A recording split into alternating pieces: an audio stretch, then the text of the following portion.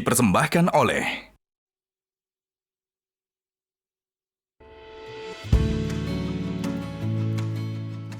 Ini nih, sarung gajah duduk legenda Nusantara yang di setiap produknya memiliki keindahan warna yang menawan serta motif dan corak dari setiap daerah di Nusantara.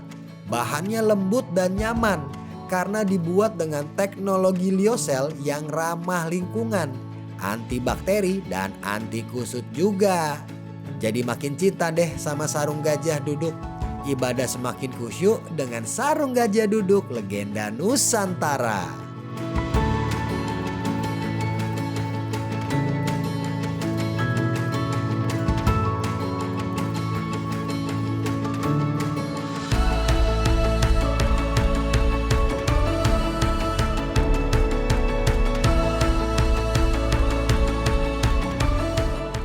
Assalamualaikum Pak Ustadz. Waalaikumsalam warahmatullahi wabarakatuh. Mana kabar Bang Ajis? Alhamdulillah sehat Pak Ustadz. Keren banget nih masjidnya Pak Ustadz. Ya. Namanya apa nih Pak Ustadz? Masjid Haja Sitimah. Masya Allah. Ini yang dibangun untuk ibunda. Dedikasikan untuk ibu saya. Ya. Pak Ustadz gimana nih pakaian saya hari ini? Wah, ini yang dari tadi saya lihat mau saingin saya. Ini hebat matching. Ya. Bagus, khas Indonesia. Betul, karena ini dari sarung gajah duduk. Sarung legenda Nusantara. Ini gajah duduk juga? Betul, satu set sampai songkok Pak Ustadz. Saya baru tahu, selama ini di benak saya gajah duduk itu khas untuk sarung. Oh, ternyata juga sudah ada baju dan kopiahnya. Betul. Nah, ini sarung gajah duduk Pak Ustadz, sarung legenda Nusantara. Karena bahan-bahan coraknya itu diambil dari Nusantara yang ada di Indonesia. Original. Semua ada produk dalam negeri. Betul, coraknya Pak Ustadz. Bahannya Masya juga Allah. ada. Ini yang khas Indonesia. Betul sekali. Sarung Masya Allah, cantik. Ya. Saya juga bawa buat Pak Ustadz. Oh, ini untuk saya? Betul. Harap diingat Pak Ustadz, biar nggak salah, yang logonya monokrom dan ada huruf Arabnya. Ini? Betul, ini dia. Masya Allah. Bagus. Jadi ini perlu diketahui, kalau memberi hadiah kepada seseorang, buatlah hadiah itu yang selalu bermanfaat. Betul. Ini cocok karena saya selalu dakwah pakai sarung. Cocok. Sholat pakai sarung. Cocok. Jangan kasih saya dasi karena saya tidak akan pakai.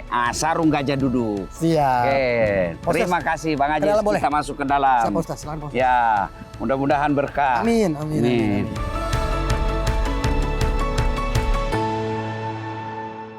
Assalamualaikum warahmatullahi wabarakatuh. Waalaikumsalam. Apa kabar sahabat Dasat? Ketemu lagi bersama saya Ajis Doa Ibu di satu-satunya acara yang ada Ustadz Dasatnya nih. Apalagi kalau bukan Gaspol Sahur. Iya. Bagaimana ibu-ibu? Puasanya masih lancar? Alhamdulillah. Alhamdulillahirabbil alamin. Nah, hari ini kita akan membahas yang dekat dengan ibu-ibu, yaitu perempuan. Pak Ustadz, kan pada saat zaman dahulu perempuan itu dikatakan adalah makhluk yang lemah. Bisa juga dibilang makhluk yang sering ditindas di dunia. Tapi setelah ada agama Islam, lalu perempuan itu ditinggikan derajatnya, dimuliakan. Pertanyaannya Pak Ustadz untuk memulai tausiah hari ini, posisi perempuan di Al-Quran ataupun di Islam itu seperti apa kiranya Pak Ustadz? Silakan Pak Ustadz. Ya.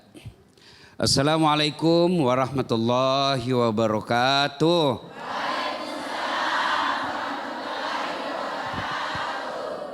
Alhamdulillah, salawat dan salam kepada Rasulullah Muhammad sallallahu alaihi wasallam.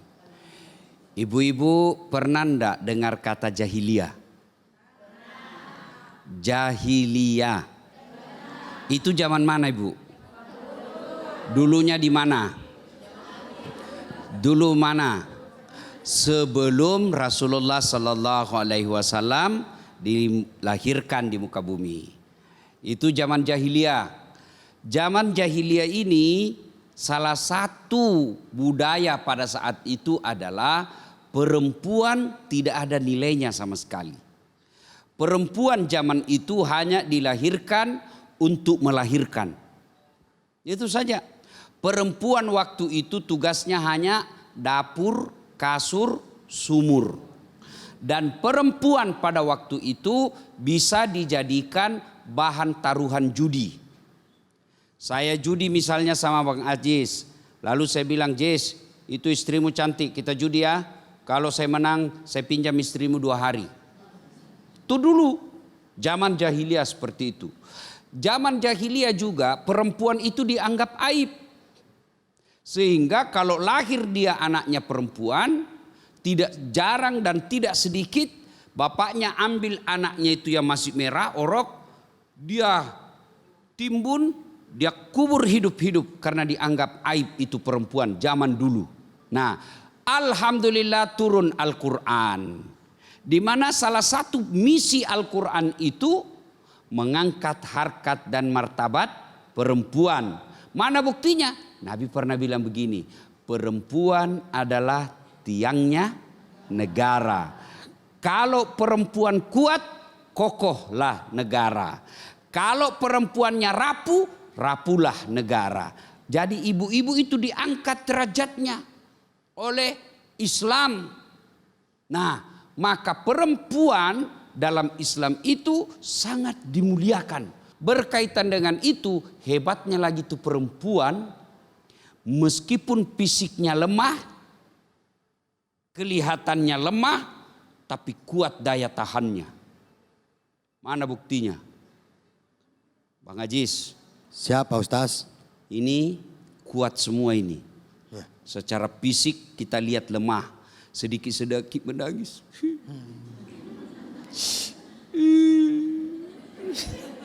Tuh. Tapi ketahuilah ada kekuatan yang super hebat. 3. 1, hamil. Sekuat-kuatnya laki-laki sampai detik ini tidak pernah ada laki-laki yang hamil. Ibu pernah bayangkan, masih ingat waktu hamil ibu? Masih? Berapa lama ibu? Menderita. Kenapa paling kita ulang-ulang?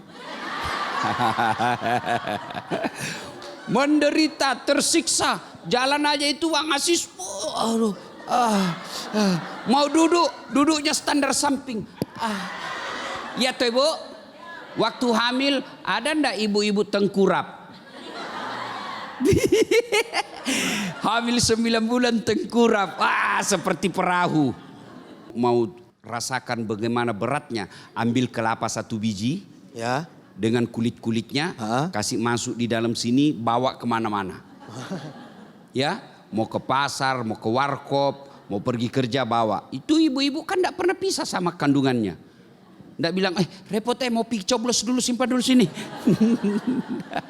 Iya kan? Itulah hebatnya perempuan. Tahan, kuat mengandung. Yang kedua, melahirkan. Sampai detik ini tidak ada laki-laki yang melahirkan. Tidak ada yang melahirkan. Ibu-ibu waktu melahirkan, ada enggak ibu-ibu melahirkan senyum? Ada? Ada? Keluar kena. Enggak. Dia just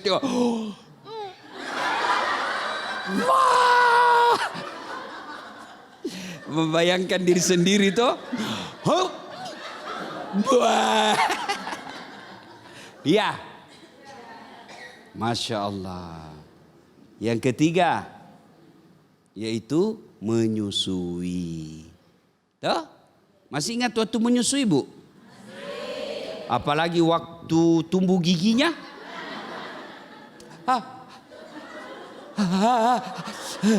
Dia bilang suaminya, kenapa kau ibu? Aduh. Natuaka. Iya tuh bu. Ya, jadi hamil, melahirkan, menyusui. Ya toh? Itulah sebabnya kenapa Nabi ketika ditanya, ya Rasulullah setelah Allah dan Rasulnya, siapa yang saya taati? Apa jawaban Nabi? Ibumu. Setelah itu siapa ya Rasul? Ibu. Setelah itu siapa ya Rasul? Ibu. Setelah itu siapa? Ibu. Bapak. Berarti 1 ibu, 3 bapak.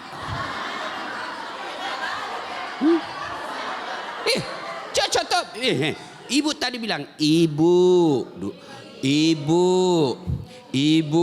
berarti 3. Berapa bapak? Cocok itu. 1 bapak, 3 ibu. Ini ibu-ibu selalu sangka buruk sama saya. Saya kan tidak bilang 3 istri. Beda 3 istri, 3 ibu. Alhamdulillah saya di rumahku ibu 4 istri, tidak ada ribut. Ya tenang semua. Istrinya kakakku. Istrinya tetangga. Istrinya adekku. Istriku 4 istri, tidak ada ribut. Ini karena ibu selalu sangka buruk. Ya. Nah, perempuan begitu dimuliakannya. Sampai Nabi pernah menjelaskan ada 4 tipe karakter, sifat, pembawaan perempuan yang dirindukan sorga. Rindu kami padamu ya Rasul, rindu tiada berabad jarak darimu ya Rasul, serasa di kau di sini. Rindu itu memang kalau kita bayangkan itu rindu bu, kita mau sekali ketemu. Rindu sekali. Ibu-ibu lama pergi suami cari nafkah. 2 bulan tiba-tiba dia menelpon, hai istriku sayang, rinduku. Ibu senang toh? Kalau saya istriku sendiri bilang, Ustadz rinduku kasihan. Saya juga bilang, saya juga rindu. Padahal dalam hatiku enggak ji. Ya, bu, dirindukan suami saja sudah senang. Orang aja bilang, rindu betul saya Ustadz lama tidak ketemu. Kita sudah bahagia. Gimana kalau sorga yang rindu sama ibu? Allahu Akbar. Bukan ibu yang rindu sorga, tapi sorga yang rindu sama ibu untuk dimasukinya. Ada perempuan dirindukan sorga? Ada perempuan dirindukan sorga? Ada. Siapa? Nah, dengar. Nabi didatangi ibu-ibu. Kira-kira kalau sekarang lagi unjuk rasa. Apa yang mau dia unjuk rasa dia sampaikan, kita lanjutkan setelah berikut ini. Betul sekali, jangan kemana-mana, tetap di Gaspol Sahur. Gaspol memang.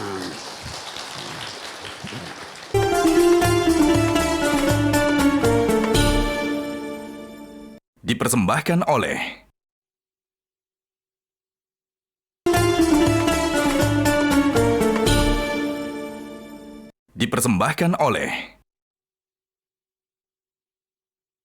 Terima kasih sahabat Dasat masih setia bersama kami di Gaspol Sahur. Gaspol memang. Pak Ustaz melanjutkan atau share di segmen sebelumnya. Silakan Pak Ustaz. Ya, datanglah ini ibu-ibu. Kira-kira kalau bahasa sekarang unjuk rasa, demo. Tapi bukan demo massa. Ya Rasul, katanya Islam ini adil. Katanya Islam ini tidak membedakan antara laki dengan perempuan. Nah bilang, cocok minta betul. Tapi setelah kami pikir-pikir, rasanya lebih banyak pahalanya ini laki-laki dari perempuan. Laki-laki dianjurkan ke masjid berjamaah, kami cuma tinggal di rumah. Laki-laki pergi jihad medan perang dapat hadiah syahid, kami tinggal di rumah. Banyak ini pahalanya laki-laki. Lalu Nabi tersenyum, Bu, betul ibu yang ibu sampaikan. Tapi mau ndak ibu-ibu saya tunjukkan amal, perbuatan, sifat, perlakuan yang membuat ibu dirindukan oleh surga. Kira-kira saya tanya, ibu-ibu mau ndak dirindukan surga? Masya Allah, ini surga yang rindu sama ibu. Maka Nabi katakan, kalau kalian mau dirindukan surga, satu syarat ini agar dirindukan surga. Aqimis shalah. Dirikan sholat. Kenapa toh Nabi menghususkan sholat ini kepada kaum perempuan? Ketika pun akhir hayat Rasulullah mau meninggal, kan itu disejajarkan itu 3 pesan Nabi sebelum ajal menjemput. Jaga solatmu. Satu. Lalu Nabi lagi bilang, jaga perempuan di antara kalian. Kenapa ini solat perlu dikhususkan kepada perempuan untuk jaga? Kenapa? Karena pada momen-momen tertentu, pada saat-saat tertentu, perempuan gampang lalaikan solatnya. Apa itu? Ada pengantin. Ya toh Ibu? Kita bilang iya karena kita semua begitu toh. Kalau ada pengantin dia pakai jilbabnya. Jilbab namanya jilbab sakaratil maut. Pernah lihat jilbab sakaratil maut Ibu? Itu Mas Ajis yang ada tali-talinya diambil dulu kain 2 meter. 2 meter. Lipat-lipat. Orang Bugis bilang naripiki. Naripik-ripikin. Sudah itu dia lilit ke lehernya. Sudah baru dia kasih bunga di sini. Sudah tidak bisa goyang tuh lehernya. Ketahan. Sudah itu dia kasih jilbab 3 warna. 3 warna. Kuning, putih, merah. Baru dia kasih miring. Ya, sudah itu dia kasih lagi kembang di sini kayak ada apa itu yang ada bunyi-bunyi kling ting ting ting ting ada di sini. Kayak lonceng-lonceng. Ya, kayak lonceng-lonceng kecil di situ. Ya. Ada juga di sini kayak pohon mangga. Ya kan? Ini mukanya hampir semuanya palsu. Ya, alisnya tebal, palsu. Matanya biru, palsu. Bulu matanya panjang, palsu. Bibirnya merah. Palsu. Tiba waktu sholat, hayalas sholat. Bu, kata suaminya, kau pergi sholat. Saya sudah jualkan kau sawah supaya bisa umroh. Masa sudah umroh ndak sholat? Apa kata istrinya? Sadar kok Pak. Sadar ini saya suruh kau sholat. Kau ndak lihat ini make upku ini. Dia make up dari jam 9. Pergi pengantin jam 1. Ndak sholat duhur. Sudah itu pergi parola. Orang Bugis Mas Ajis parola itu artinya selesai pergi pengantin. Ya. Pengantin laki-laki batang ngantar perempuan.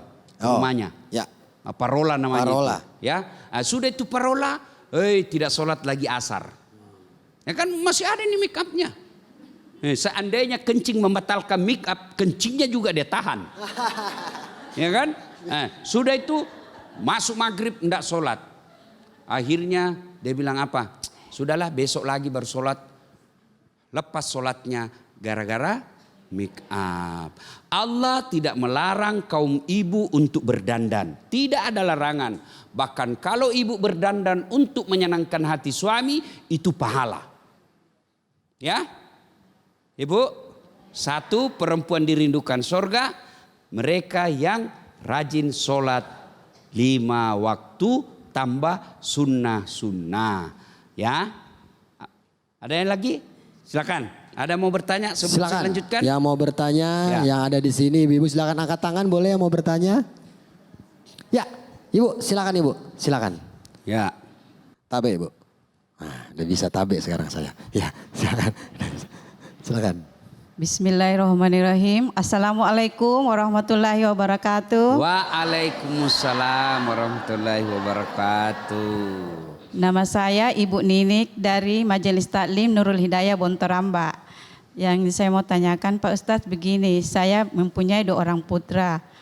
Karena saya juga kepingin mempunyai seorang putri, kebetulan ada anak saudara saya yang karena ibunya meninggal, saya mengambilnya. Terus saya mengambilnya sebagai anak. Saya sekolahkan sampai saya nikahkan. Seorang wanita. Jadi pertanyaan saya di sini Pak Ustadz, apakah semua amal kebaikan yang dilakukan oleh anak ini akan saya dapatkan balasannya ataukah menjadi amal jariah saya ataukah akan diambil oleh orang tuanya? Makasih Pak Ustadz. Assalamualaikum warahmatullahi wabarakatuh. Waalaikumsalam warahmatullahi wabarakatuh. Tabe Pak Ustadz. Hadiah dulu Ibu. Hadiah dari Gajah Dudu. Gajah yang duduk terus. Ini gajah duduk. Motifnya tertulis Mika Kembang. Ya. Tapi ini menunjukkan ibu seperti kembang. Oke, terima kasih. Nah Ibu, ada orang meninggal saudaranya. pada saat dia melahirkan. Inna lillahi wa inna ilaihi rajiun. Maka diambillah anak yang baru lahir ini oleh saudaranya ibunya. Diurus dari kecil, masuk usia sekolah, disekolahkan, dikuliahkan, dicarikan kerja sampai menikah. Apakah ibu ini yang tantenya juga yang kemudian menjadi ibu asuhnya, apakah dapat pahala selayaknya ibu kandung? Iya. Selama anak ini berbuat baik, dia berdoa, sama posisinya anak kandungnya sendiri. Lalu ibu yang meninggal dapat pahala apa sebagai ibu kandung? Dapat pahala hamil, dapat pahala melahirkan, dapat pahala darah-darahnya itu selama anak itu baik, dia dapat pahala. Kenapa? Darah daging yang mengalir dalam anak itu darah dagingnya ibu kandungnya. Cuma ibu haram adopsi. Apa itu adopsi? Hak-hak ibu kandungnya, hak-hak bapak kandungnya diputus, diambil alih sama ibu yang mengangkatnya. Itu dalam Islam tidak boleh adopsi. Ya, kalaupun ini nanti anak ya sudah besar dan dewasa, sudah paham, wajib hukumnya ibu angkatnya memberitahu, saya bukan ibumu. Ya. Saya hanya ibu sambungmu, ibu angkatmu, mamamu. Jangan dirahasiakan. Nah, nanti akan bingung ketika mau menikah. Ketika anak ini perempuan dan mau menikah, tidak boleh diwakilkan oleh bapak angkatnya selama bapak kandungnya masih hidup. Kecuali bapak kandungnya menyerahkan bahwa saya walikan saja kepada kamu nak, karena kau walikan saja kepadamu saudaraku karena kamu yang besarkan, biarlah engkau yang menikahkannya. Boleh. Tapi kalau merahasiakannya tidak boleh. Ya. Nah, kesimpulannya Bu, ibu dapat pahala selayaknya ibu kandung sendiri. Jadi itulah sebabnya Bu, kalau ibu tidak bisa menghafal Quran, ibu tidak punya anak lagi yang bisa hafal Quran, biayai anak hafal Quran. Meskipun dia tidak serumah sama ibu, dia hidup dan besar di pondok, tapi ibu yang biaya hidupnya, sama hukumnya ibu punya anak penghafal Quran. Ini agama kita ini bukan mempersulit, memberikan kemudahan. Allah itu bukan pengasih, tapi maha pengasih. Allah itu bukan penyayang, tapi lebih dari itu maha penyayang. Ibu tidak usah jadi ustadz, susah. Lebih baik ongkosi transfer ke ustadz. Nah, itu dapat pahala ustadz juga. Jelas Bu? Ya. Pak Ustadz, tadi sudah jelas sekali. Ini saya juga ada pertanyaan sedikit Pak Ustadz. Kalau ada seorang istri, perempuan seorang istri yang memiliki karir pekerjaan lebih tinggi, kira-kira begitu Pak Ustadz daripada suami, apakah diperbolehkan atau ada batasan-batasannya? Ditahan dulu Pak Ustadz, kita jawabnya nanti setelah yang satu ini. Tetap di Gaspol Sahur. Gaspol memang.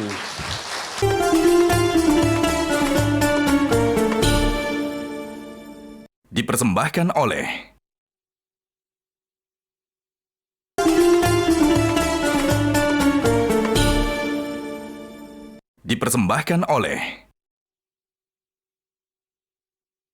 Sahabat DASA, terima kasih masih menyaksikan Gaspol Sahur. Gaspol memang. Pak Ustadz, terkait tadi pertanyaan saya tentang jenjang karir dari seorang istri, apakah diperbolehkan lebih tinggi atau ada batasan-batasannya? Silakan Pak Ustadz. Sepanjang saya belajar ilmu agama, saya belum pernah mendapati dalil maupun fatwa ulama yang mengharamkan wanita bekerja selama dia dapat izin dari suaminya. Kalau dia gadis boleh selama dapat izin dari orang tuanya. Kalau dia sudah bersuami, boleh enggak dia cari nafkah sendiri bantu suaminya? Boleh, ya. Dengan catatan, satu, tetap wajib mengurus anaknya. Dua, tetap wajib mengurus suaminya. Kalau dia umpamanya sukses di kantor, kemudian sukses didik anaknya, sukses memelihara suaminya, inilah yang perempuan luar biasa. Ya, tapi kalau dia sukses di kantor, hebat karirnya, di kantor, di masyarakat dia bagus, anaknya anak durhaka, anaknya dari narkoba, suaminya tidak sholat, suaminya selingkuh kiri kanan karena tidak pernah dapat istrinya, maka ini perempuan biasa di luar. Ya, beda itu perempuan luar biasa dengan biasa di luar. Ya. Ya Bu ya. Nah, bagaimana kalau perempuan bekerja lalu gajinya lebih besar daripada suaminya? Haram? Boleh, halal. Misal, kalau misalnya suamimu hanya pegawai honor, gajinya cuma 2 juta 1 bulan. Sementara ibu istrinya gajinya 30 juta. Kira-kira masih menghargai ini suaminya? Pencitraan Ki kalau bilang Ki masih. Toh pasti sudah tidak menghargai suaminya. Ya toh? Hanya perempuan yang betul-betul dapat hidayah dari Allah kalau masih menghormati suaminya. Itulah sebabnya sehingga kewajiban mencari nafkah itu bukan pada istri, tapi pada suami. Kenapa? Karena kalau istri cari nafkah dan capek lalu banyak duitnya, peluang untuk menghina suaminya pasti sangat besar. Marah, apa kamu? Hah?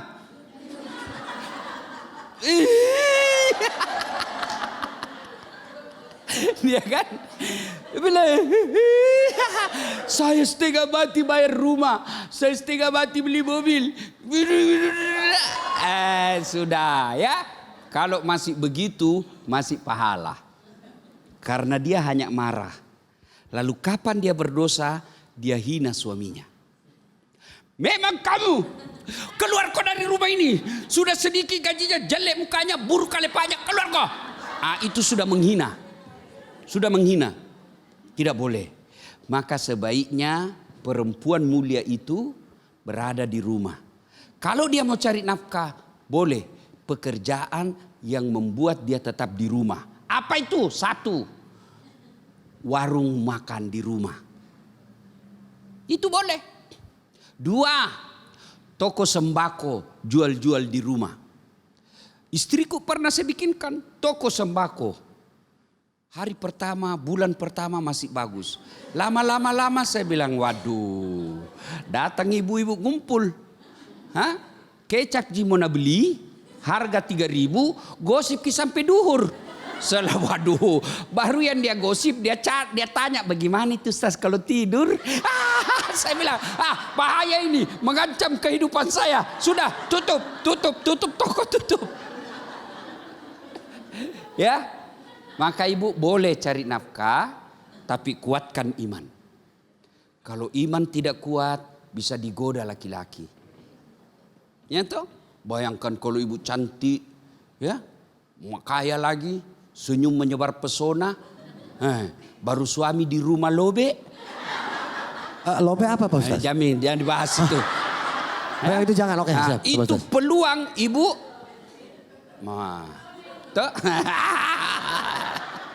Ya, tapi pada dasarnya Islam tidak melarang perempuan cari nafkah. Kalau dia gadis harus izin dari ibu bapaknya. Kalau dia seorang istri harus dapat restu dan izin dari suaminya. Kalaupun dia bekerja dan punya penghasilan yang baik, alhamdulillah. Tapi jangan sampai menghina suami yang penghasilannya sedikit.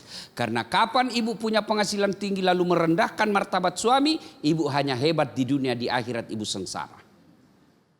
Jelas ya? Mas Ajis? Jelas Pak Ustaz. Silakan yang mau bertanya angkat tangan, boleh kita tanya ke Pak Ustaz. Ibu boleh ibu ke depan, ya silakan sebelah sini ibu. Sini ibu, tanya ibu. Tapi ibu, ya. Ibu. Bismillahirrahmanirrahim. Assalamualaikum warahmatullahi wabarakatuh. Waalaikumsalam warahmatullahi wabarakatuh. Sebelumnya saya perkenalkan diri Pak Ustadz. Saya Ibu Suryani dari Majelis Taklim Afia. Ingin bertanya kepada Pak Ustadz. Saya sebagai seorang istri yang berusaha untuk memperbaiki diri dan sangat mengagumi Bunda Hadijah, Bunda Aisyah, Nah, bagaimana dalam kehidupan sehari-hari saya dan semua para ibu di sini untuk mencontoh beliau. Demikian Pak Ustadz pertanyaan dari saya, mohon pencerahannya. Assalamualaikum warahmatullahi wabarakatuh. Waalaikumsalam warahmatullahi wabarakatuh. Ya. Hadiah gajah duduk. Gajah yang duduk terus. Tidak pernah cari uang ini gajah ini. Nah, mereknya Asia Kembang. Berarti ibu ini kembang di Asia. Alhamdulillah. Alhamdulillah. Ya. Makasih Ibu. Ya. Pada zaman dahulu,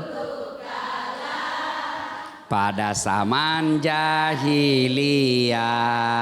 lahirlah seorang rasul yang terakhir dan mulia. Stop. Itu belajar sejarah dari lagu. Ya kan? Oh, Nabi lahir zaman jahiliyah. Ya kan? Nah, kalau ibu mau mencontoh Nabi, istri para Nabi, Khadijah, Aisyah, ya. Kalau ibu mau contoh, syarat pertama ibu harus tahu apa sifatnya Khadijah, apa sifatnya Aisyah. Cara belajar sejarah itu, satu dari ustadz kita dengar seperti sekarang, ya. Dua, kita baca buku atau di YouTube. Sudah itu baru kita berdoa kepada Allah, berikan saya kemampuan untuk mengamalkan dan mencontoh sifat-sifat istri Nabi ini. Sudah itu mulai dilakukan. Sifat bagaimana yang paling penting ibu contoh dalam diri Khadijah, yaitu taat kepada suami. Bayangkan itu Bu, Nabi 3 hari 3 malam pergi gua Hira. Tidak ada waktu itu, tidak ada namanya telepon, tidak ada namanya SMS. Nabi pergi 3 hari 3 malam, pulang kedinginan. Setelah terima wahyu, Nabi lalu berkata, wahai istriku, saya dingin dan sangat menggigil, selimuti saya. Kira-kira kalau ibu 3 hari 3 malam suamimu tidak ada kabar, di telepon dia reject, di WhatsApp dia cuma baca tidak dijawab, kira-kira tata selimuti kayak ibu, dingin sekali. Ibu-ibu kira-kira langsung selimut. Paling dia bilang, dari mana kau? 3 hari kau hilang, datang, keluar kau dari rumah.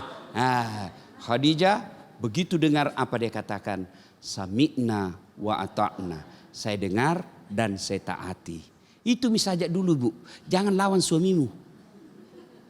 Itu misalnya dulu, ya. Itu sebenarnya masih panjang ini. Kan baru satu tadi itu, kalau mau perempuan dirindukan surga, sholat. Yang kedua itu adalah puasa Ramadan. Lanjutkan dengan Senin Kamis. Yang ketiga, dia jaga harga dirinya. Dia tidak pernah keluar rumah kecuali dengan mahramnya. Tidak pernah keluar rumah kecuali dia tutup auratnya. Alhamdulillah ibu-ibu semua tutup aurat. Cuma kadang-kala melanggar syarat. Yang kedua, pakaian itu kan 4 syaratnya. 1, tutup aurat. 2, tidak boleh mempertontonkan lukut-lukut tubuh. Ada ibu-ibu pakai jilbab. Simpi sekali. Sehingga kentara itu nuna bengkok-bengkok di sini ini tuh. Ibu-ibu syarat kedua pakaian jilbab itu setelah pakai jilbab, yang kedua jangan sempit. Ya, jadi perempuan yang mau dirindukan surga dia jaga harga dirinya. Dan yang keempat ini yang paling sulit, mematuhi perintah suami. Ini agak berat. Jadi kalau nak perintah ki suami taati selama dia tidak bertentangan dengan agama. Kalau Nabi bilang, saya tidak mau kau keluar ketika saya keluar juga. Itu ibu wajib. Kalau ibu keluar, laknat Allah bagi dia. Perempuan dengar ini baik-baik. Ibu, dengar ini. Dengar ini. Laki-laki yang memberi izin, bukan istri. Paham? Ini banyak laki-laki mau pergi ke saya. Saya pergi dulu deh. Pergi mana kau?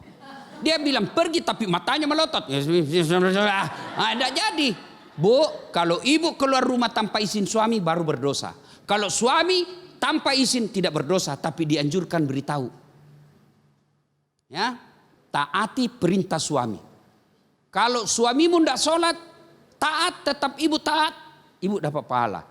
Kalau dia tidak sholat lalu ibu maki-maki, bodoh, dungu, beleng-beleng, tidak ada gunanya kau jadi suami. Bertengkar, hamil lagi.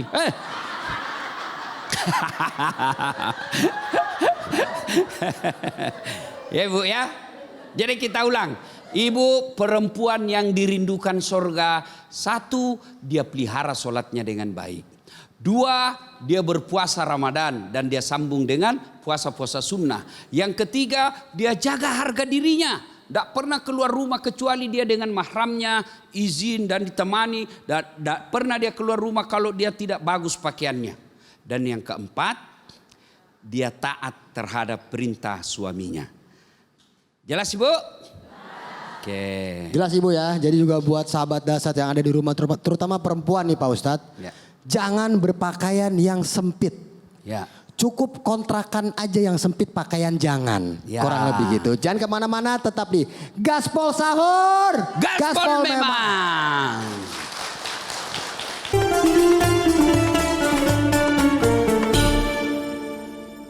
Dipersembahkan oleh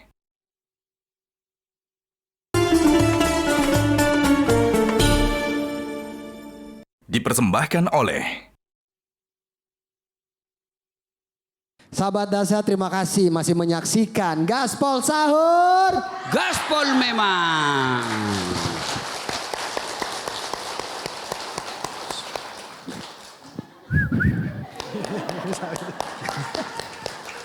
Pak Ustaz, tadi di awal Pak Ustaz sempat cerita tentang adopsi bayi.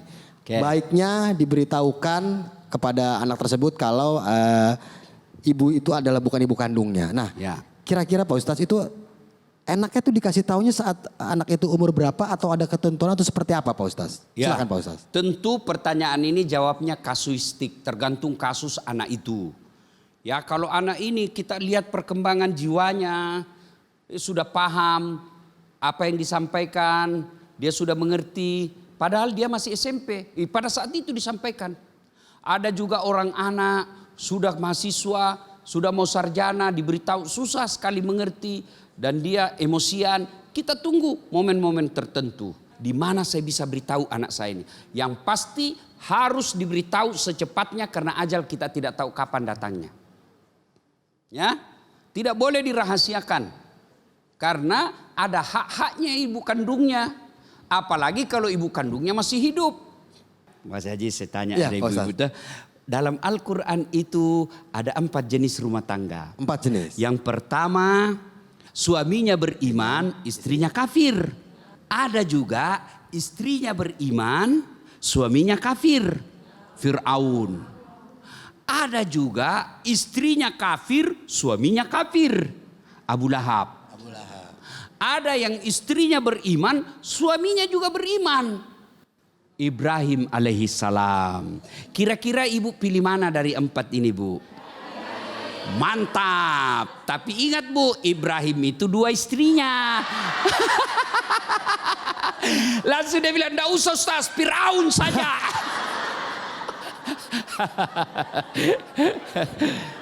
Nah, adopsi dalam Islam boleh. Saya tanya dulu sebelum ibu gampang memahami. Ibu-ibu, apakah semua perempuan setelah menikah otomatis punya anak? Ya. Saya ulang. Apakah semua perempuan yang sudah menikah otomatis dan langsung punya anak? Ada enggak perempuan yang tidak punya anak? Nah, oke. Kesimpulannya tidak semua perempuan punya anak dan ada perempuan tidak punya anak.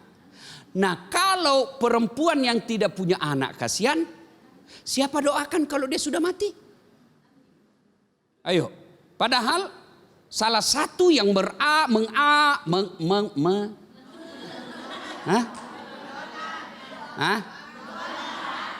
mengalir, ya, yang mengalir terus amalnya meskipun dia sudah meninggal, doa anak yang soleh dan soleha.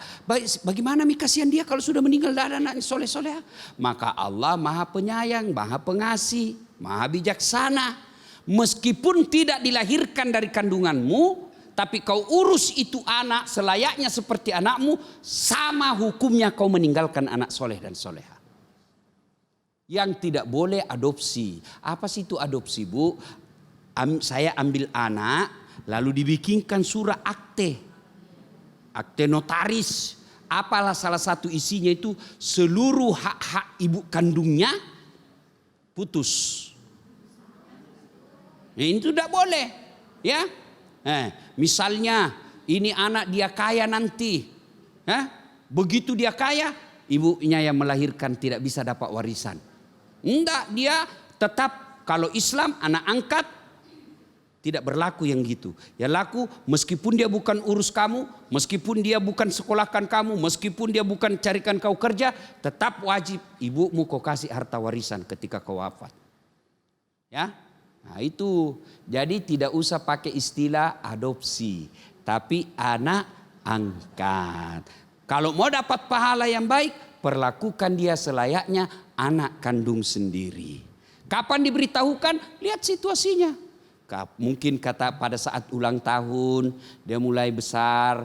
Nah, ini berat saya sampaikan. Tapi saya tidak mau menanggung beban ini sampai saya meninggal. Ini berat diterima, tapi inilah kisah hidupmu, Nak. Apa itu, Mak? Ya, lihat beda fotomu, Nak. Nih, ada foto ini perempuan. Kenapa saya mirip, Mak? Mirip-mirip wajahku saya lihat. Lihat beda fotonya Mama. Lihat foto dengan foto. Mana mirip kamu dengan ini, Nak? Saya mirip ini, Nak, Mak. Ini ibu kandungmu, Nak. Ini ibu kandungmu. Dia yang lahirkan kamu. Kenapa, Pak Ibu? Karena waktu melahirkan pisah bapakmu. Mamamu kerja ke luar negeri. Dia tidak mungkin bisa bawa anak karena baru kerja. Maka untuk melanjutkan hidupmu dia titip ke saya. Saya yang urus kamu. Tapi meskipun kau tidak keluar dari kandunganku, Nak. Sama kau lihat saya toh. Ini ibumu yang difoto. Meskipun bukan dia yang besarkan kamu, Nak. Tapi sama sih dalam hatiku dengan hatinya ibu. Jadi tidak ada bedanya. Kau bersyukur, Nak, karena dua mamamu. Kalau itu yang di sebelah karena dua suaminya. Terima kasih Ustadz atas penjelasannya. Tapi sayang sekali kita harus berpisah Pak Ustadz. Cuman sebelum berpisah kiranya Pak Ustadz bisa memberikan kesimpulan dari tausiah atau tema pada hari ini. Silakan Pak Ustadz. Alhamdulillah Islam telah mengangkat derajat kaum perempuan. Seiring dengan itu setan tahu rahasia gampangnya perempuan masuk surga. Yang 4 tadi dia sholat, dia puasa, dia jaga harga diri, kemudian dia patuhi perintah suaminya. Maka setan berusaha menggagalkan keempat ini. Dengan cara apa? Paling gampang setan menghasut kita, lawan suamimu, lawan suamimu, lawan suamimu. Periksa HP-nya, periksa HP-nya. Begitu periksa HP, kenapa ada lope-lope ini? Mulai setan menghasut. Setan menghasut. Maka pada saat ibu sudah mendurhakai suami, apalagi sampai menghina suami, maka ibadah-ibadah yang ibu lakukan bisa jadi menjadi sia-sia karena ridha Allah ada pada ridha suami. Semoga ada manfaat. Wallahu a'lam bissawab. Terima kasih Pak Ustadz. Pasti akan ada manfaat dari tausiah Pak Ustadz pada hari ini dan juga untuk para kaum perempuan. Tadi sudah dibilang jangan takut untuk berkarir, jangan takut untuk memiliki jabatan. Tapi takutlah kalau kalian berkarir tapi tidak memperhatikan keluarga. Terima kasih untuk para sahabat Dahsyat yang sudah hadir di sini dan juga yang menonton dimanapun kalian berada.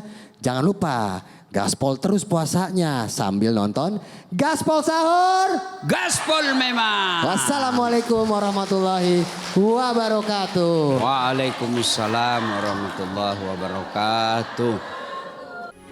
Metro TV.